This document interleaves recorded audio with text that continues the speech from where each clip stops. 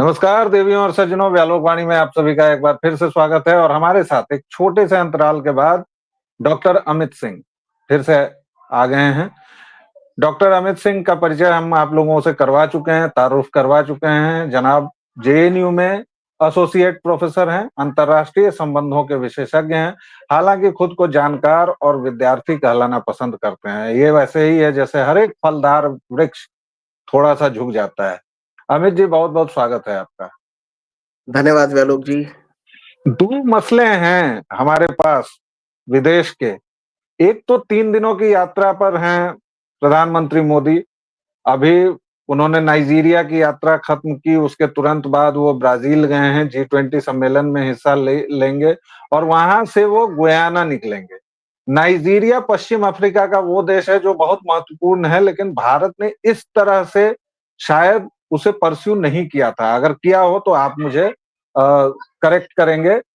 Guyana तो पहली बार कोई भारतीय प्रधानमंत्री गए हैं 50 वर्षों में, ऐसा मुझे जहां तक पता है। अगर वो गलत जानकारी हो तो उसे भी दुरुस्त करेंगे।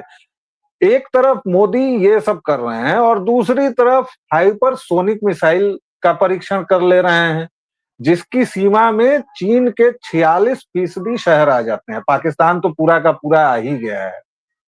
ये चल क्या रहा है भारत के मन में?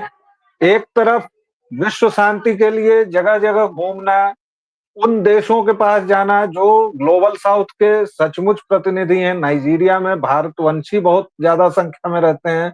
तो आपसे दो हिस्सों में समझेंगे। पहले तो ये G20 वाली और नाइजीरिया गुयाना वाली यात्रा को समझाइए, और दूसरा ये हाइपरसोनिक मिसाइल, इन दोनों के बरक्स मोदी सरकार की विदेश नीति को थोड़ा सा हमें समझाएं।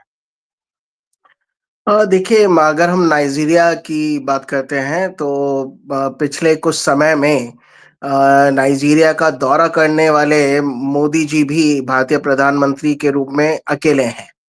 कि नाइजीरिया अफ्रीका का एक ऐसा मुल्क है जो सबसे अमीर भी है और रिसोर्सफुल भी है, और अफ्रीका के कंटिनेंट में उसकी अच्छी खासी धाक है। तो एक इम्पोर्टेंट मुल्क को पिछले कुछ सालों से भारत ने तवज्जो तो दी थी, लेकिन उस हद तक नहीं दी थी जो कि मोदी की इस विजिट ने वहां जाकर ये बता दिया कि अफ्रीका में सिर्फ दक्षिण अफ्रीका या कीनिया या कुछ और मुल्क ही नहीं, नाइजीरिया भी हमारा मित्र है, जो एक अच्छा बड़ा मुल्क है और बल्कि मालदार मुल्क है और रिसोर्सफुल देश है। और पिछले कुछ समय से चाइना भी वहां पर अपनी पैठ बना रहा था, लेकिन चाइना का जो पूरा का पूरा स्तर है या जो उनकी साख है अंतर्राष्ट्रीय स्तरों पर गिरी है। तो उसकी वजह से भी अफ्रीका के जो कई मुल्क हैं वो चाहते हैं कि चाइना के अलावा कुछ और रिलायबल कंट्रीज भी उनके साथ पार्टनरशिप करें। और इंडिया एक ऐसा मुल्क है जो कि रिलायबल भी है, प्रॉमिसिंग भी है, और तकनीकी मामलों की अगर बात की जाए तो भारत के पास आज इन ग्लोबल साउथ के देशों को देने के लिए बहुत कुछ है। और हम चीन की तरह से डेप्थ डिप्लोमेसी में विश्वास नहीं रखते हैं कि अंधा पैसा इतना फेंक दो कि सामने वाला कर्जदार हो जाए और वो कर्ज चुका ही ना पाए, उसके बाद हम लोग धीरे धीरे उसका पूरा देश निगल लें, जो कि चाइना का ये डेप्थ डिप्लोमेसी है। और इसी वजह से पूरे के पूरे अफ्रीका कंटिनेंट में उस चाइना ने अपने पैर फैला रखे हैं, और भारत अब चाइना को वहां पर भी बैलेंस करने के लिए बहुत एक्टिव है। और पिछले 10 सालों में हम अफ्रीका के कई देशों के साथ भारत ने अच्छे संबंध बनाए हैं। यहाँ तक कि अफ्रीका भी अब ये समझा है कि चाइना को थोड़ा सा किनारे रखते हुए भारत जैसे विश्वासी देश को, प्रगतिशील देश को लेके आगे बढ़ा जाए। और उसी वजह से नाइजीरिया का दौरा भी हुआ, जहां पे हमने नाइजीरिया के साथ भी स्ट्रैटेजिक पार्टनरशिप के विषयों पर बातचीत की और उस पर भी एग्रीमेंट हुआ। और वहां से प्रधानमंत्री गुआना जाने वाले हैं, जहां पर अच्छी खासी भारतीय मूल के लोगों की संख्या है। और वो एक छोटा सा मुल्क है, लेकिन क्योंकि भारतवंशी वहां पे काफी रहते हैं, और जिस प्रकार से कई सारे विचारकों ने बोला है कि विश्व के जो 2 युद्ध लड़े गए वो जमीन पर लड़े गए, तीसरा युद्ध अगर कहीं होगा तो समुद्र पे होगा और सामुद्रिक वर्चस्व को लेके होगा। तो और उसी वजह से ही चाइना का जो पूरा स्ट्रिंग ऑफ पर्ल्स स्ट्रैटेजी है या इन्वेस्टमेंट है, उन्हीं सारी चीजों को मद्देनजर रखते हुए है। तो भारत भी कहीं ना कहीं अगर चीन की बात की जाए तो तू डाल डाल मैं पात पात, तो भारत भी कदम से कदम मिलाकर चाइना के साथ है, पीछे है और कई जगह पे आगे निकल गया है। और ये जो कैरेबियन देश हैं, सिर्फ गुआना ही नहीं, कई और कैरेबियन, त्रिनिदाद टोबैगो और उसके अगल बगल के मुल्कों में अच्छे खासे भारतवंशी लोग रहते हैं। यहाँ तक कि उनमें से कुछ देशों का नेतृत्व भी भारतवंशी ही कर रहे हैं। तो ऐसे में छोटे छोटे आइलैंड नेशन के साथ भी संबंध रखकर भारत कहीं ना कहीं अपना अंतर्राष्ट्रीय वर्चस्व बढ़ा रहा है। ग्लोबल साउथ के नेता के रूप में भारत ने अपनी क्रेडिबिलिटी और बढ़ाई है। और जिस प्रकार से G20 का जो समिट भारत में हुआ और उसमें भी भारत ने अफ्रीकन यूनियन को एज अ 21 देश या कंटिनेंट इंक्लूड किया, तो अफ्रीका के देशों में और कैरेबियन देशों में भारत की साख बढ़ी है। और सही मायने में विश्व में एक बार फिर से भारत की धमक है और ये सारे लोग मानते हैं कि ग्लोबल साउथ का एकमात्र मित्र अगर कोई है, विश्व बंधु कोई है, तो वो भारत ही है। और जिस प्रकार से अब जो G20 का समिट जो है वो ब्राजील में हो रहा है और भारत ने एक ऐतिहासिक समिट अपने देश में किया और G20 के इतिहास में पहली बार एक कॉमन स्टेटमेंट वहां से निकल कर आया, कॉमन एजेंडे पे बात हुई, सर्वसम्मति से कुछ प्रस्ताव पारित हुए जो कि G20 की मीटिंग में अमूमन नहीं होते थे। तो ब्राजील के बाद अगला नंबर साउथ अफ्रीका का है। तो ये जो ट्रॉइका होता है कि पिछला समिट भारत में हुआ, वर्तमान अब ब्राजील में हो रहा है, अगला दक्षिण अफ्रीका में होगा। तो ये ट्रॉइका मिलकर काम कर रहा है कि भारत ने जो मुद्दे उठाए थे वो ब्राजील में भी उनकी कंटिन्यूटी बनी रहे और कुछ ऐसे विषयों पर बात करते करते साउथ अफ्रीका में जो अब अगला 2025 वाला समिट होगा उसमें भी सामंजस्य बना रहे। तो ये तीनों देश मिलकर वर्तमान G20 में भी काम कर रहे हैं। मजेदार बात यह है कि कुछ समय पहले मोदी जी ब्रिक्स समिट में भी गए थे और साउथ अफ्रीका और ब्राजील ब्रिक्स के भी मेंबर हैं। तो उसकी साइडलाइन पे इन विषयों पर भी बात हुई थी और जो अभी खुलकर G20 में फिर से बात होगी। इस बार का जो एजेंडा है वो काफी इंपॉर्टेंट है, जिसमें मुख्य तौर पर फूड सिक्योरिटी, भुखमरी, इनइक्वालिटी की बात की जानी है, सस्टेनेबल डेवलपमेंट की बात की जानी है और उसके 3 बिंदु भी निकाले गए हैं कि इकोनॉमिक, सोशल एंड पॉलिटिकल, जो कि बहुत इंपॉर्टेंट विषय है अंतरराष्ट्रीय मंचों पर। एक और जो इंपॉर्टेंट एजेंडा है इस बार की G20 का वो है ग्लोबल गवर्नेंस का रिफॉर्म करना।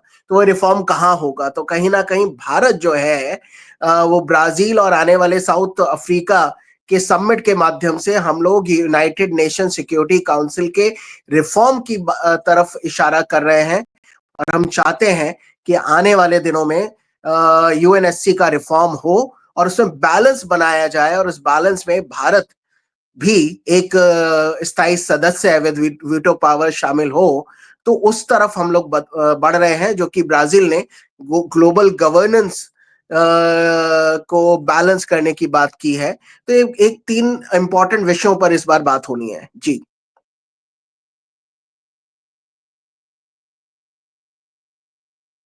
आपसे एक सवाल पूछना चाहता हूं कि जब से प्रधानमंत्री बने हैं तब से पूरी दुनिया का दौरा किए जा रहे हैं, क्या फायदा है? टैक्स पेयर्स की इतनी मनी जो है वो बर्बाद कर रहे हैं।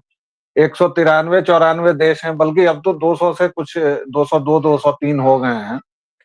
मतलब क्या उनका लक्ष्य है कि 200 देश घूम लें, एक गिनीज बुक ऑफ रिकॉर्ड्स में नाम बना ले? मतलब इससे फायदा क्या हो रहा है? कहाँ कुछ दिख तो नहीं रहा है। पाकिस्तान जब तब धमकी दे जा रहा है, कश्मीर का मुद्दा जब तब उठ ही जा रहा है, चाइना से चाइना ने अब राहुल विंची के मुताबिक तो पता नहीं कितने हेक्टेयर, कितने वर्ग लाख किलोमीटर जमीन हमारी हड़प ली है, किसी लद्दाख की झील पर कब्जा कर लिया है। तो इसको जरा समझाइए मुझे। देखिए, ये सारे जो भी प्रश्न आपने पूछा, कहीं न कहीं ये जो भारत में जो विभिन्न प्रकार की अपोज़िशन पार्टीज़ हैं, ये उनके वक्तव्य हैं। और जिस प्रकार से नरेंद्र मोदी ने अपने आप को एक विश्व नेता के रूप में शामिल कर लिया है, जो एक्स प्लेटफॉर्म पे भी सबसे ज्यादा फॉलो किए जाने वाले नेता हैं। तो भारत में अपोजिशन कुछ भी बोले, लेकिन अंतरराष्ट्रीय साख नरेंद्र मोदी की बड़ी है। और अगर नरेंद्र मोदी की साख बड़ी है, तो मुझे लगता है वो पूरे के पूरे भारत की साख बड़ी है। और नरेंद्र मोदी जी ने कई बार इस बात को बोला है कि ये मेरा सम्मान नहीं है, ये 140 करोड़ भारतीयों का सम्मान है। और चूंकि पिछले कई सालों से मैं प्रवासी भारतीयों और भारतवंशियों पे काम करता आया हूं, तो आप किसी भी मुल्क चले जाइए और पिछले 10 साल के पहले का भारत और आज के भारत और उन भारतवंशियों की मानसिकता में भारत को लेके बहुत परिवर्तन आया है। और सब सीना चौड़ा कर कर विदेशों में घूम रहे हैं और वो ये बता रहे हैं कि अब हम उस देश के निवासी हैं जिसको बरसों पहले आप लोग बोला करते थे कि सपेरों का मुल्क है। अब हमने इतना कुछ अचीव कर लिया है कि वो आप लोगों से भी आगे निकल गया है। तो एक कॉन्फिडेंस भारतवंशियों में नजर आता है। यहाँ की अपोजिशन कुछ भी बोले, लेकिन पिछले 10 साल से लगातार नरेंद्र मोदी सत्ता में आ रहे हैं, तीसरी बार भी आ गए और इस साल आने वाले और 4 साल अच्छे से चलेगी। तो लगभग 15 साल के टेन्योर में आप अपने विदेशी संबंधों को अच्छा करेंगे ही। आपके जो पड़ोसी हैं, लगातार वो कुछ ना कुछ उल जलूल बातें करते रहेंगे। पाकिस्तान रिलायबल देश नहीं है। चाइना की बात आपने की, तो चाइना के ऊपर विश्वास किया ही नहीं जा सकता। नेहरू जी ने चाइना पे विश्वास किया था और किस प्रकार से हमने अक्साई चिन को खो दिया। वो तो किस्मत अच्छी थी कि पूरा नॉर्थ ईस्ट बच गया, नहीं तो वो उसको भी कब्जा करने वाले थे या कब्जा कर ही लिया था। अभी भी जो गालवान वैली में झड़प इसलिए हुई कि भारत कहीं ना कहीं कोविड से जूझ रहा था और इस मौके का फायदा उठाकर चाइना की फौजों ने लद्दाख के कुछ इलाकों में या जो एलएसी के इलाकों में कुछ टेंट गाड़ लिए। और जैसे ही इन सारी चीजों का पता चला, तो भारत ने अपने संबंध कहीं ना कहीं विच्छेद कर लिए। कई सारे चाइनीज कंपनियों पर हमने प्रतिबंध लगा दिया था और हम एक हार्ड नेगोशिएशन में गए। और ये तब हुआ था, ये सारी चीजें जब डोकलाम में भारत ने चाइना को पीछे खदेड़ा था। और भारत के शौर्य या नरेंद्र मोदी की सरकार को ही श्रेय जाएगा कि सेना का शौर्य वहां दिखा और चीन जैसा मुल्क कदम पीछे हटाने पर मजबूर हुआ। चीन की पॉलिसी लगातार विस्तारवादी वाली रही जी है, इसलिए गलवान में उन्होंने टेंट तो गाड़े, लेकिन वो जी आगे नहीं बढ़ पाए जो कि उनका मंसूबा था। हमने उनको जी मुंह की मुंह तोड़ जवाब दिया और इसी वजह से भारत के जो भी सैनिक मारे गए गालवान जी की झड़प में, चाइना के 45 से ज्यादा सैनिकों को मार गिराया गया। चाइना भले ही बोले कि 4 ही सैनिक गए, लेकिन अब जो बातचीत हुई है, उन्होंने टेंट उखाड़ लिए हैं, उन्होंने कदम पीछे हटा लिए हैं, भारत का लोहा उन्होंने माना है। और जिसकी वजह से संबंध शायद अब सामान्य हो जाएंगे, लेकिन चीन के ऊपर विश्वास नहीं किया जा सकता है, क्योंकि वो सुनजू की जो पॉलिसी है कि जी 2 स्टेप फॉरवर्ड एंड 1 स्टेप जी बैकवर्ड करके काम करते हैं।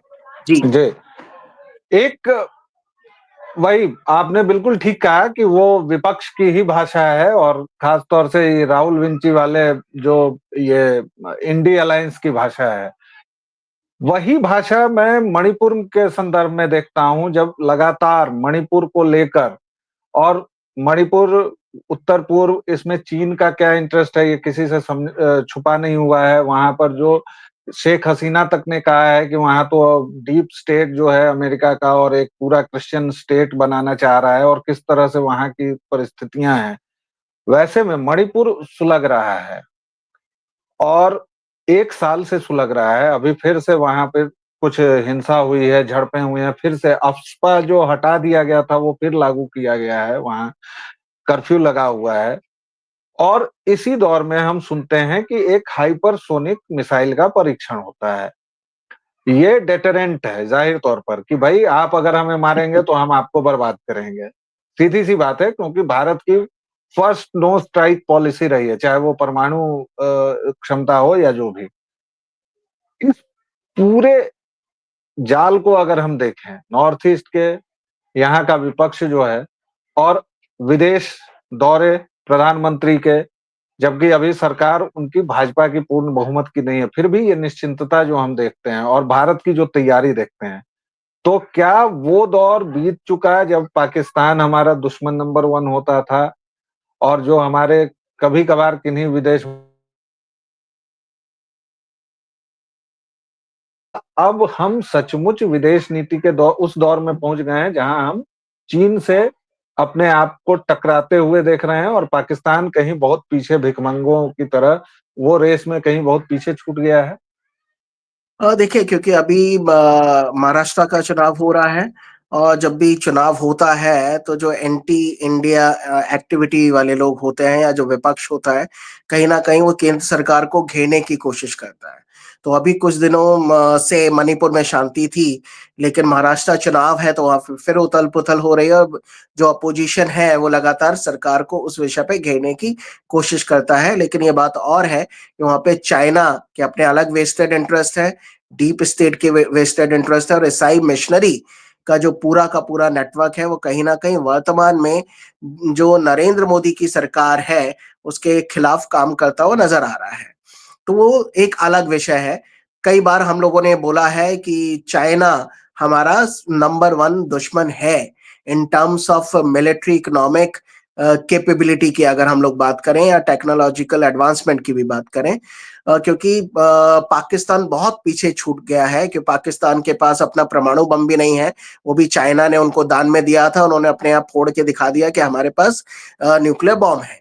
ये जो अभी हाइपरसोनिक मिसाइल की बात की गई है, तो इसका टेस्ट सक्सेसफुल रहा है और ये भारत के लिए गर्व की बात है कि भारत रशिया और चीन के बाद तीसरा ऐसा मुल्क बना है जिसके पास इस तरह की कैपेबिलिटी आ गई है। नो डाउट रशिया और चीन इस मामले में भारत से काफी आगे हैं, लेकिन ये बात गौर करने लायक है कि कल जो हमने टेस्ट किया वो पूर्णतया स्वदेशी है। भारत ने खुद ही बनाया है। हमारे किसी भी पड़ोसी मुल्क के पास ये कैपेबिलिटी नहीं है। अमेरिका भी ये कैपेबिलिटी पाना चाहता है। उसने लाखों मिलियन डॉलर लगा रखे हैं और जल्दी उसके बाद कैपेबिलिटी होगी, इसमें कोई शक नहीं है। लेकिन भारत उस चुनिंदा एलीट देशों में शामिल हो गया है कल के टेस्ट के बाद। अभी Japan, Israel, Iran, Australia, Italy, France ये भी चाहते हैं कि उनके पास हाइपरसोनिक मिसाइल आए, लेकिन उसके उनके पास अभी तक ये कैपेबिलिटीज नहीं है, क्योंकि भारत के पास पहले सुपरसोनिक था, वो हाइपरसोनिक है जो कि अपग्रेडेड वर्जन है, जो कि ध्वनि की स्पीड, जो साउंड का स्पीड है उससे 5 गुना तेज रफ्तार से पहुंचता है, या अगर बोला जाए 1 सेकंड में 1 से 5 माइल ये हाइपरसोनिक मिसाइल चलती है। ये जरूरी नहीं है कि बहुत ज्यादा ऊंची हवा में जाए, उससे डिटेक्ट होने के खतरे हो जाते हैं। इसकी स्पीड इतनी तेज है, ऊपर से नीचे भी चल सकती है, यानी बहुत ज्यादा हवा की ऊंचाइयां लेने की जरूरत नहीं है, तो इसको डिटेक्ट करना मुश्किल है। और ऐसे में पूरा का पूरा पाकिस्तान और चाइना के अच्छे खासे शहर इसकी जद में आ रहे हैं। तो मुझे लगता है कि हमने एक अच्छा डिटरेंट बना लिया है और ये अच्छे खासे पेलोड को भी लेके जा सकता है और ये इंडियन आर्म फोर्सेस जितनी भी हैं, नेवी, एयरफोर्स और आर्मी, उनका तीनों वर्जन में काम आएगा।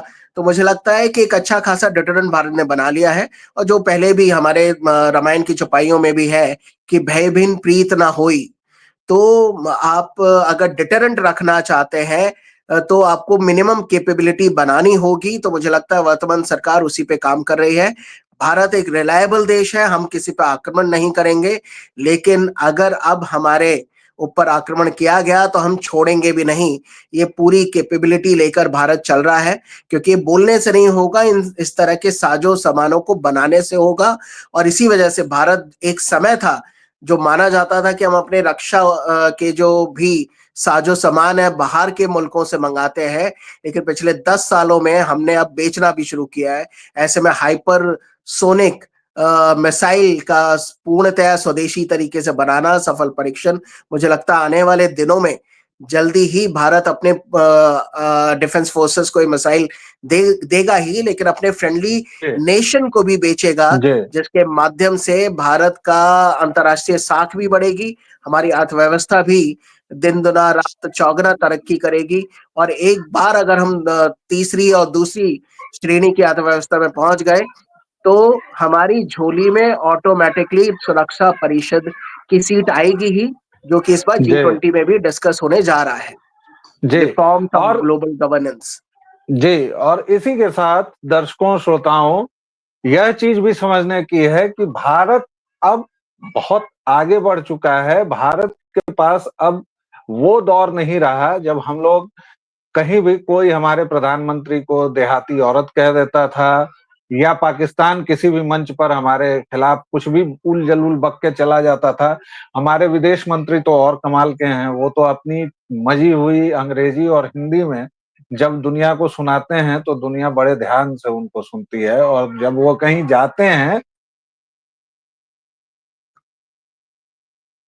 सावधान से हो जाते हैं कि माननीय जयशंकर जी आ गए हैं, अब इनसे थोड़ा सतर्क रहने की जरूरत है, क्योंकि ये जैसे को तैसा तुरंत जवाब देंगे। बहरहाल हाइपरसोनिक मिसाइल की हम सबको बधाई हो। भारत पहले से ब्रह्मोस का उत्पादन कर रहा है, बेच रहा है, पिनाक का उत्पादन कर रहा है, बेच रहा है। अब जल्द ही, जैसा अमित जी ने बताया, और प्रधानमंत्री मोदी की विदेश यात्राएं कहीं से भी मुफ्त की नहीं थी, फिजूल की नहीं थी। ये हम तब देखते हैं जब लगातार हमारी अर्थव्यवस्था में प्रगति हो रही है। रूस यूक्रेन युद्ध के बावजूद हम लोग रूस से अपने संबंध बचा कर रखे हुए हैं। इजरायल ने हमास पर हमला किया हुआ है, इसके बावजूद हम किसी एक पक्ष के इसमें नहीं झुके हैं। और भारत अब अपनी विदेश नीति एक अलग तरीके से तय कर रहा है, ग्लोबल साउथ का लीडर बनकर उभरा है। और कुछ दिनों में अभी यूरोप इसकी बात सुन रहा है, अमेरिका सुन रहा है इसकी बात, और अब ट्रंप के आने के बाद देखिए कि और क्या-क्या चीजें होती हैं। फिलहाल लेंगे एक विराम, दीजिए हमें और अमित जी को आज्ञा। अमित जी, आपने हमें समय दिया, बहुत-बहुत धन्यवाद। दर्शकों श्रोताओं, आप व्यालोक वाणी को अपना स्नेह और प्रेम जिस तरह दे रहे हैं, प्लीज बनाए रखिए, लाइक शेयर और सब्सक्राइब कर लीजिए, घंटी दबा दीजिए ताकि आपको अगले वीडियो की सूचना मिलती रहे। अभी दीजिए आज्ञा। जय सिया राम। नमस्कार आपके दर्शकों को, नमस्कार।